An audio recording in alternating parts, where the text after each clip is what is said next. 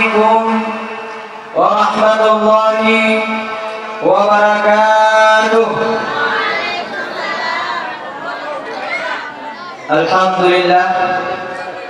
Alhamdulillah Rabbil Alamin, wassalatu wassalamu ala sayyidina Muhammad wa ala alihi wa sahbihi ajma'in. Ashhadu an la ilaha illallah wa ashhadu anna sayyidina Muhammadan abduhu wa rasuluh la nabiyya ba'dah. Amma ba'd. Buat langkah yang paling utama, marilah sama-sama kita rakit semangkuk puji kepada Rabbi dan segenap puja kepada Rabbana, yang mana oleh Allah telah memberikan beribu-ribu nikmat yang tak terkira, dari nikmat yang terkecil hingga nikmat yang terbesar. Salah satu nikmat yang Allah berikan adalah nikmat lisan, yang mana dengan nikmat lisan tersebut kita masih bisa mensyukuri segala nikmat yang Allah berikan.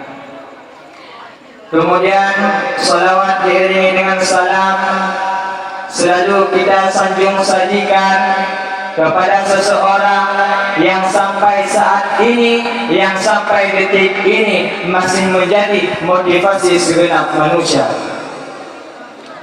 yang mana berkat dilahirkan beliau ke dunia juga menjadi rahmat untuk kita. Man huwa, siapakah beliau? Beliau adalah Nabi besar Muhammad sallallahu alaihi wasallam. Kemudian salawat dan salam tidak lupa pula kita kirimkan kepada al-dan sahabat yang telah menjadikan prioritas untuk mensupport Rasulullah, menjunjung tinggi syariat di dunia ini, yang mana sahabat Rasulullah rela mengorbankan segalanya untuk Nabi. Mereka rela mengorbankan harta, mereka rela mengorbankan tahta, bahkan mereka rela mengorbankan nyawa untuk Rasulullah sallallahu alaihi wasallam. Beda dengan sahabat kita zaman sekarang. Sahabat kita zaman sekarang rela menjual teman demi kesenangan.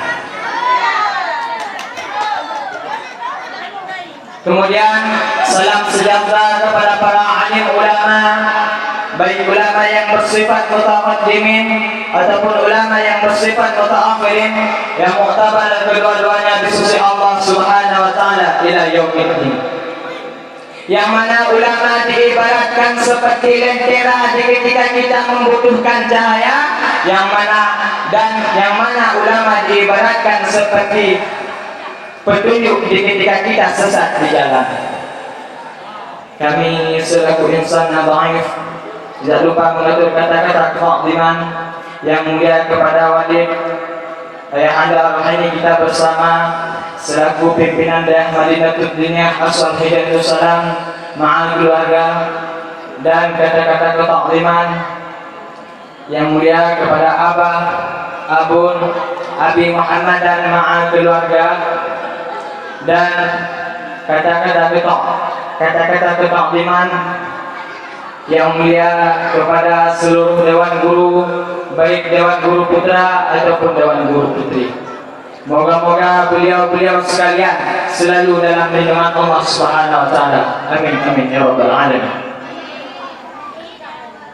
Dan yang teristimewa, yang saya sayang, yang saya sayangi dan yang saya cintai kepada seluruh santriwan dan santriwati yang sampai saat ini masih menuntut ilmu di jalan Allah Subhanahu wa taala. Dan yang teristimewa kepada moderator yang telah memanggil nama baik kami. Pada kesempatan yang sangat singkat ini, izinkanlah saya menyampaikan satu patah dua patah kata yang akan saya patah-patahkan menjadi sebuah tema berbakti kepada ibu.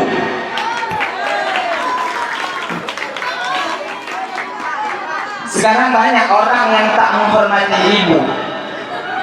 Berapa banyak ibu yang awalnya bantu-bantu, lama-lama jadi pembantu. Dulu dia tak tarawih Kenapa? Karena kita menangis merengek di rumah. Sekarang dia tak tarawih juga. Kenapa? Karena dia menjaga cucunya. Berapa banyak itu terjadi? Jangan sampai. Dia tak pernah menolak cucunya. Dia sayang kepada cucunya. Tapi kita yang berpikir. Berapa kali dia tidak sholat tarawih karena kita menangis merengek di rumah. Berapa kali dia tidak sholat duha karena kita kencing di kainnya. Berapa kali dia tidak iktikaf karena kita.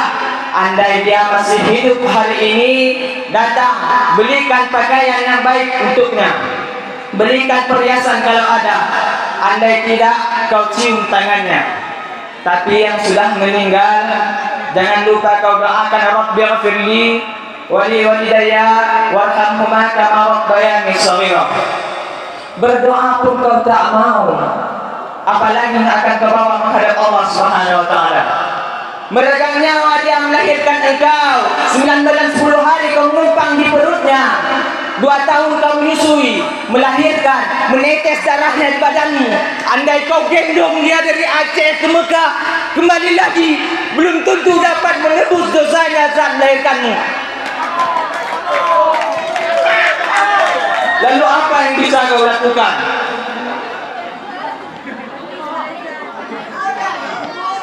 Datang seorang ibu pergi ke tempat servis HP. Nah, tolong lihatkan HP saya, rusak kayaknya. Dia periksa, ini tak rusak bu. Terus memang ada ibu nelpon. Kenapa kau tak telepon? Datang dia ke rumah anaknya. Nah, ibu nggak ada uang mau buka puasa, bisa minjam 100.000. Apa kata anaknya? Bentar ya mak, aku tanya istriku dulu. Kaum muslimin yang dirahmati oleh Allah, jadikan ibumu seperti raja, maka rizkimu akan diberikan oleh Allah seperti rizki raja-raja. Bukan hadis, dapat dari WA. Maka jangan ragu dengan doa orang tua, karena setelah orang tua, karena setelah Allah langsung orang tua. Wa qadha rabbuka alla ta'budu illa iyyah. Allah telah mewajibkan engkau untuk menyembah Allah. Setelah Allah, wa bil walidaini ihsana. Kedua orang tua. Jangan lawan ibumu. Hai saudaraku, jangan lawan ibumu. Karena jika kau lawan ibumu, kau tak akan pernah mencium kebahagiaan walaupun hartamu banyak. Kau akan berenang dalam air mata penderitaan sampai kematian datang.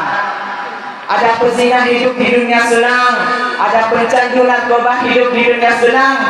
Tapi orang yang durhaka pasti dapat dosanya dibalas oleh Allah di akhirat, di dunia juga dapat. Kalau di dunia dapat, di akhirat juga dapat. Lantas untuk apa di dunia?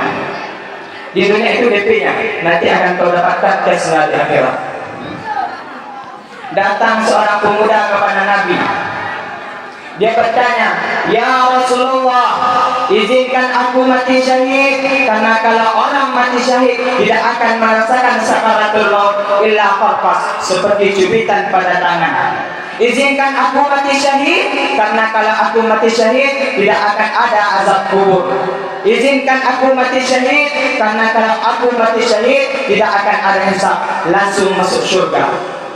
Apa kata Nabi? Nabi bertanya kepada pemuda tersebut, alaka bil ummin? Ibumu masih hidup? Ibumu ada di rumah? Ya, kata pemuda tersebut. Ilzam rijlaiha fazammal jannah. Urus tapak kakinya, akan kau dapat di surga di sana. Tak perlu kau mati syahid. Tapak kakinya kau urus, kau dapat di surga. Kalau tapak kakinya kau urus, kau dapat di surga, apalagi kau urus kepalanya, apalagi kau urus badannya. Pulang dari sini, urus ibumu, mandikan dia, belikan pakaian yang baik. Kalau dia sudah tiada, maka kau datang ke sana. Berkata Nabi kepada sahabat-sahabatnya, nanti akan ada seorang laki-laki yang datang kemari minta doa pada dia. Doanya makbul, kata Nabi. Sahabat heran, kami yang hidup sama Nabi, kami yang perang sama Nabi, kami yang jihad sama Nabi, kenapa mesti minta doa dia? dia tak pernah ketemu Nabi. Pokoknya kalau dia datang, minta doa pada dia. Setelah Nabi SAW wafat, barulah dia datang. Laki itu bernama Uwais al-Qarni. Kenapa doanya makbul? Karena dia merawat ibunya. Kalau ibumu kau rawat, doamu akan dikabulkan Allah Subhanahu wa taala. Sebelum saya turun, saya ingin menyampaikan satu buah permintaan atau satu buah doa. Mudah-mudahan santriwan dan santriwati malam ini menjadi pelajaran yang bahwasanya ibu adalah segalanya. Mungkin hanya ini yang bisa saya sampaikan.